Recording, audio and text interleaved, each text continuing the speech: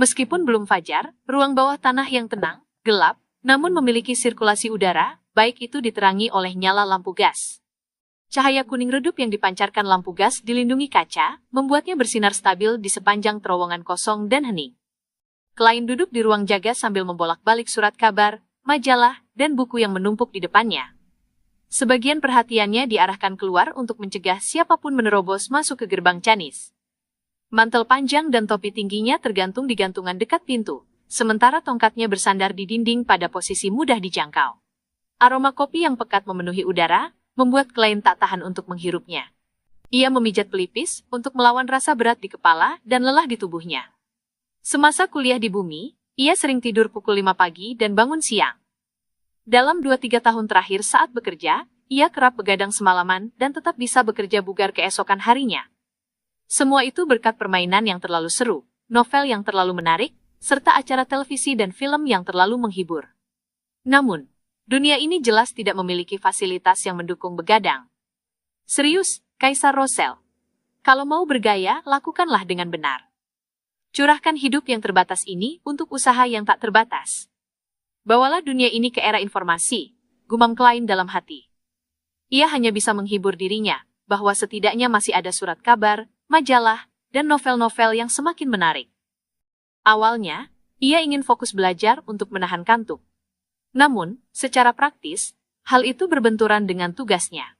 Jika ia tenggelam dalam bacaan, ia akan mudah melewatkan pergerakan atau perubahan apapun di sekitar gerbang Canis. Klein menghela napas, mengambil cangkir kopi, lalu meniupnya pelan. Ia menyesap sedikit, membiarkan rasa harum itu berputar di mulut sebelum perlahan mengalir ke tenggorokan. Kopi Vermo dari Lembah Pas, sangat pahit tapi sangat menyegarkan, puji Klein sambil meletakkan cangkirnya. Lembah Pas terletak di benua selatan, wilayah penghasil biji kopi berkualitas tinggi. Saat ini sedang diperebutkan Republik Intis dan Kerajaan Lowen. Keduanya membangun pemukiman kolonial di tepi kiri dan kanan lembah, serta telah menghancurkan Kerajaan Pas yang asli. Dalam kesunyian yang mencekam, Klein mengambil sebuah majalah dan menyadari itu adalah Ladies Aesthetic, majalah yang membahas mode dan hubungan asmara. Pasti milik Rozani, gumamnya geli, sambil membolak-balik halaman dengan minat yang timbul. Mungkin karena kemajuan teknologi kamera yang pesat 1 dekade terakhir, majalah itu tidak hanya berisi banyak ilustrasi, tapi juga foto hitam putih layaknya surat kabar. Mereka mengundang aktor drama dan musikal terkenal untuk memamerkan daya tarik dan paduan magis busana. Dalam 7 tahun singkat, majalah regional baru dari Backlund itu menjadi majalah arus utama yang tersebar di seluruh negeri. Gaunnya bagus, orangnya juga cantik. Klein melihat santai, tidak menutupi selera estetikanya. Ia adalah pria yang matang secara fisik dan mental. Ia selalu menghargai wanita cantik, tetapi sejak lama telah menetapkan tujuan, yaitu menemukan jalan pulang. Karena itu, ia berusaha menjaga jarak dari lawan jenis agar tidak membuang waktu orang lain atau meninggalkan beban emosional. Sedangkan untuk pekerja seks, ia cukup germafоб dalam hal itu. Benson dan Melissa sudah menjadi belenggu yang tidak bisa dilepas. Ia hanya bisa mencari cara untuk menebusnya di masa depan. Klein tiba-tiba merasa dadanya sesak dan tak kuasa menghela napas panjang. Semakin jauh dari rumah, semakin ia merasa melankolis di malam yang sunyi. Ia kehilangan minat melihat wanita cantik dan meletakkan majalah. Kali ini ia mengambil sebuah novel. Stormwind Mountain Villa, penulis Forswald. Ia membaca sampulnya. Malam yang tenang, cahaya kuning redup, dan buku bersampul kulit itu mengingatkannya pada masa muda ketika ia menyewa buku bacaan. Karena nostalgia, ia melanjutkan membaca. Stormwind Mountain Villa berkisah tentang Lady Sissy, tinggi 1,65 meter dan berat 98 pon yang bekerja sebagai guru privat di Fruis Mountain Villa. 1 pon kira-kira setengah kilogram. Ini seperti Jane Eyre versi dunia lain, pikir Klein sambil membelai permukaan kertas yang halus. Namun, ketika ia mengira itu novel roman, muncul roh jahat. Saat ia yakin itu cerita hantu, Lady Sissy berubah menjadi detektif dan membuat deduksi brilian. Ketika Klein merasa itu pasti novel detektif, tokoh pria utama mendapat pukulan berat di kepala dan kehilangan ingatan. Ceritanya berubah menjadi drama penuh derita. Akhirnya tetap saja novel roman. Klein menutup buku dan meminum sedikit kopi. Dum, dum, dum, dum. Ketukan keras tiba-tiba terdengar, bergema di koridor kosong yang redup dan sunyi. Klein tersentak, tubuhnya langsung menegang. Secara refleks, ia menarik revolver dari holster di ketiak, memeriksa silinder dan pelatuknya. Perlahan, ia berjalan menuju pintu, mencari sumber suara. Thump, thump, thump. Bang, bang, bang. Ketukan makin keras. Klein menoleh ke arah suara dan melihat gerbang hitam yang terbuka keluar dengan ukiran 7 lambang suci. Suara dari balik gerbang Chanis, matanya menyipit, jantungnya berdetak kencang. Bang, bang, bang. Gerbang Chanis tampak bergetar, seolah menahan hantaman besar. Jangan-jangan, aku mendapat masalah di hari pertama jaga. Apa aku membawa sial setelah transmigrasi? Telapak tangannya berkeringat dingin saat menggenggam revolver. Ia segera teringat instruksi kapten, jangan buka gerbang Chanis apapun yang kau dengar, kecuali jika dibuka dari dalam. Apa ini fenomena normal? Pikirnya mulai tenang. Suara hantaman terus menggema, namun gerbang hanya bergetar tanpa tanda lain. Ternyata normal. Hampir saja aku mati terkejut. Gumam Klein, hendak kembali ke ruang jaga. Tiba-tiba, terdengar suara gesekan tajam. Gerbang Chanis tampak menggembung keluar dan terbentuk celah. Zing! Lewat celah itu, Klein melihat sosok sebesar lengan manusia. Mengenakan gaun hitam bergaya bangsawan miniatur dengan noda mencolok. Wajahnya tidak terlalu halus, bermata hitam, bibir tertutup rapat. Itu adalah boneka kain, boneka mainan. Saat Klein hendak mengangkat pistol, boneka itu menyodorkan selembar kertas ke celah. Kertas itu penuh simbol penyamaran, sebagian Klein kenal, sebagian belum. Kesemuanya membentuk gambar mata vertikal. Belum sempat Klein memahami, boneka itu ditarik paksa oleh kekuatan tak kasat mata kembali ke balik gerbang Chanis. Gerak! Gerbang tertutup lagi. Tak ada lagi suara. Aku harus melapor pada kapten bahwa gerbang Chanis terbuka dari dalam. Tapi lalu menutup sendiri. Pikir Klein. Mulai merasakan cemas, takut, dan bingung. Ia teringat informasi artefak tersegel nomor 30625.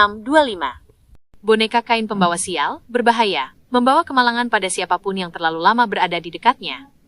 Namun, catatan menyebut boneka itu tidak punya kehendak hidup dan tidak berusaha kabur dari segel. Kalau begitu, apa yang baru saja kulihat, dan siapa yang menyeretnya kembali? Simbol di kertas itu, apa artinya? Merasa tak bisa memutuskan sendiri, Klein menarik tali alarm. Lonceng darurat di lantai 2 perusahaan keamanan Blackthorn berbunyi nyaring. Leonard dan para sleepless lainnya yang sedang bermain kartu segera berlari menuju ruang bawah tanah. Suara langkah kaki berlari terdengar oleh Klein, membuatnya tenang saat ia berdiri di pintu masuk ruang jaga. Leonard tiba lebih dahulu, dan membawa revolver.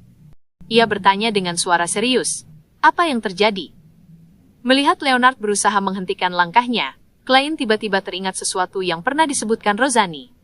3 tahun lalu, Leonard yang baru saja menjadi sleepless mencoba menuruni tangga dengan berlari tanpa beradaptasi dengan kekuatan ramuan, sehingga ia terjatuh dan berguling di tangga. Sambil berdehem, Klein menunjuk ke gerbang Chanis dan berkata, ada suara ketukan dari dalam, lalu berubah menjadi dentuman keras. Setelah itu pintunya terdorong terbuka sedikit. Gerbang Chanis terbuka, tanya Kenli yang bertubuh pendek, terkejut. Ya, terbuka sedikit celah. Klein melanjutkan penjelasannya. Ia melihat Leonard, Kenli, dan Royali berhenti mendekati ruang jaga, lalu membentuk setengah lingkaran beberapa langkah darinya, seolah mengelilinginya secara longgar. Ia terdiam sejenak sebelum bertanya, "Kalian mencurigaiku?" "Bukan curiga. Ini prosedur." Kenli menggeleng. Dalam suasana tegang itu, Leonard tetap dengan sikap santainya sambil terkekeh. Di gereja lain juga pernah ada kejadian seperti ini. Beyonder yang berjaga di gerbang Chanis kehilangan kendali, lalu membunyikan lonceng sebelum membunuh 2 rekan yang datang membantu. Baiklah, Klein tak lagi merasa marah atau terasing. Sebaliknya, ia bertanya, "Lalu bagaimana aku membuktikan bahwa aku tidak kehilangan kendali?" Leonard menghapus senyum santainya, menepuk dadanya 4 kali, lalu dengan suara parau melafalkan doa lirih. Tanpa pakaian dan makanan, mereka tiada tempat berlindung dari rasa dingin. Mereka basah kuyup oleh hujan, berkerumun di sekitar batu karena tak ada tempat berteduh. Mereka yatim piatu yang direnggut dari pelukan. Harapan hilang dari mereka. Mereka adalah kaum miskin yang tersingkir dari jalan yang benar. Sang Evernight tidak meninggalkan mereka, melainkan menganugerahkan kasih-Nya. Doa yang suci sekaligus mengharukan itu bergema di ruang bawah tanah, membuat tubuh, hati, dan jiwa semua yang hadir terasa suci dan tentram. Melihat Klein tak menunjukkan reaksi abnormal, Leonard menghentikan bacaannya dan tersenyum. Tidak ada masalah. Kau masih rekan yang kami percaya. Royali, yang sejak tadi diam, memandang gerbang Canis dan bertanya. Apa yang kau lihat saat gerbang itu terbuka? Aku melihat boneka kain kemalangan yang mengenakan gaun kerajaan hitam klasik, 30625, jawab Klein, masih agak takut. Namun 3 detik kemudian, kekuatan tak berbentuk menariknya kembali dan gerbang Canis tertutup lagi. Apa yang sebenarnya terjadi? Leonard, Kenli, dan Royali saling bertukar pandang. Kita sama sepertimu, tidak tahu penyebab pastinya. Tapi karena gerbang Canis sudah tertutup lagi dan tak ada yang aneh, sebaiknya kita tidak masuk sekarang. Kita harus menunggu sampai fajar dan memanggil kapten, kata Leonard. Royali menambahkan dengan tenang, aku akan berjaga di sini bersamamu. Baiklah. Leonard menggerakkan tangannya, lalu terkekeh. Sebagai orang terkuat di sini, aku juga akan tinggal. Kenli, kembalilah ke lantai 2 kalau Departemen Kepolisian mendapat kasus darurat dan tidak bisa membuka pintu. Kenli hanya mengangguk dan pergi. Leonard melirik Klein dan Royal. Mungkin kita bisa lanjut bermain kartu? Dalam situasi seperti ini, hiburan akan memberi rasa rileks. Tidak masalah. Klein menyesuaikan revolvernya dan memasukkannya kembali ke sarung bahu. Royali tak berkomentar, hanya merapikan rambut hitamnya yang halus sambil masuk ke ruang jaga. Saat bermain Fighting Evil, Klein berkata santai. Boneka kain kemalangan? Maksudku 30625, menurut deskripsinya tidak memiliki ciri hidup. Haha, 3 kartu as. Leonard menunjukkan kartunya dan menjawab dengan nada santai. Dalam 40 tahun terakhir, 30625 tidak pernah menunjukkan sifat seperti makhluk hidup. Kita bisa menganggap informasi itu benar, lalu menurunkan hipotesis dari sana. Lewat. Kau sudah punya dugaan? Tanya Royali singkat. Saat Klein ragu hendak mengeluarkan 3 kartu 2, Leonard menyesap kopi barunya dan berkata, ya, karena 30625 seharusnya tidak punya sifat hidup berarti tindakan hari ini dipengaruhi faktor lain. Faktor itu juga pasti baru-baru ini muncul, kalau tidak, kita sudah mengamati fenomena ini sejak lama. Apakah ada hal berbeda pada gerbang Canis sebulan terakhir ini? Royali melihat Klein melemparkan 3 kartu 2 dan merenung sebentar. Hanya ada satu hal berbeda, buku catatan keluarga Antigonus dan artifak tersegel 2049 pernah disimpan di balik gerbang Canis selama 1 malam. Leonard menepuk meja sambil tersenyum. Kalau 2049 bisa membuat boneka kain kemalangan bertindak abnormal, seharusnya hal serupa sudah terjadi lama di gerbang Canis Backlund. Jadi aku curiga masalahnya ada pada buku catatan keluarga Antigonus. Klein mengangguk. Itu penjelasan yang paling mungkin. Leonard, aku tak menyangka kau begitu bagus dalam deduksi. Biasanya, menjadi penyair romantis dan ahli deduksi adalah 2 hal yang jarang berjalan bersama. Itu karena dia belakangan ini gemar membaca novel detektif, ujar Royali datar. 2 raja, straight dari 8 sampai raja. Ada yang mau? 36, dan habis. Menyadari hal itu, Klein dan Leonard terdiam. Mereka lupa sesuatu yang penting. Royali adalah evil di putaran ini. Saat Royali mengocok kartu, Klein bertanya. Lalu kekuatan apa yang menarik kembali 30625? Leonard terkekeh. Kau pikir mekanisme pertahanan di balik gerbang Canis hanya berupa ruang segel bawah tanah dan beberapa penjaga tua? Sebenarnya, saat matahari terbenam penuh, para penjaga sudah meninggalkan gerbang Canis dan kembali ke Katedral Saint Helena. Kekuatan di gerbang itu paling kuat pada malam hari dan tidak aman bagi makhluk hidup. Kekuatan itu baru melemah saat matahari terbit. Itulah alasan Kapten melarang kita masuk tak peduli apa yang kita dengar. Dengan kata lain, Kapten lupa memberitahuku alasannya. Klein lalu bertanya, mekanisme pertahanan seperti formasi Nexus? Seperti versi besar dari Jimat dan Azimat? Royali mengangguk. Ada alasan mengapa gerbang Canis ditempatkan di katedral pusat setiap kota. Gerbang itu dijaga oleh para jemaat yang datang beribadah setiap hari. Doa tulus mereka memasukkan sebagian spiritualitas ke dalam formasi Nexus. Dari kontribusi kecil, tercipta kekuatan besar. Aku mengerti. Klein mengangguk. Leonard lalu menambahkan. Bukan hanya itu. Abu Saint Helena dimakamkan di dalamnya. Ia adalah Beyonder urutan tinggi semasa hidupnya. Abu Saint Helena?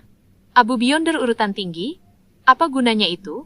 Klein merasa bingung sekaligus penasaran. Leonard melanjutkan, konon, kerangka atau Abu Beyonder urutan tinggi masih menyimpan kekuatan luar biasa. Tentu saja, itu hanya rumor. Tak ada kejadian aneh lagi di gerbang Canis hingga fajar. Namun Klein kehilangan 2 soli, sedangkan Leonard kehilangan 4 soli dan 5 penny, membuat Royali menjadi pemenang mutlak. Saat matahari terbit, Sikatron masuk ke ruang jaga. Klein menulis laporan insiden malam itu, lalu kembali ke perusahaan keamanan Blackthorn bersama Leonard dan Royali. Ia merasa sangat lelah, sedangkan Midnight Put dan Sleepless, di sisinya tetap segar bugar. Itulah perbedaan tiap urutan. Klein hampir sampai di partisi untuk pulang tidur ketika melihat Kapten masuk. "Selamat pagi, Kapten." Ia menguap dan melepaskan topinya. "Selamat pagi, pulanglah untuk beristirahat. Ada yang terjadi semalam?" Klein menceritakan secara singkat kejadian boneka kain kemalangan dan deduksi Leonard. "Baik." Dan hanya berkata singkat lalu menuju kantornya. "Aku akan mengirim telegram ke Katedral Suci." Klein keluar dari Jalan Zutland nomor 36 dan menghirup udara pagi yang sejuk. Ia merasa lebih segar, tiba-tiba teringat sesuatu yang selama ini ia lupakan. "Aku lupa memberitahu Kapten tentang kertas di tangan boneka kain kemalangan." Bagaimana aku bisa lupa? Seolah ada kekuatan yang memengaruhiku agar tidak memberitahu siapapun. Sudah cukup lama sejak buku catatan keluarga Antigonus berada di gerbang Canis. 30625 seharusnya sudah terpengaruh sejak lama. Mengapa baru semalam bertingkah aneh? Apakah karena ini pertama kalinya aku berjaga di gerbang Canis? Apakah ia mengerahkan seluruh kekuatannya untuk menunjukkan gambar di kertas itu kepadaku? Apa tujuan buku catatan keluarga Antigonus? Apakah ada hubungannya dengan selamatnya aku saat bersentuhan dengannya? Dan fakta bahwa aku menjadi seorang seer? Banyak pertanyaan berkelebat di benak Klein, membuatnya terpaku di tempat.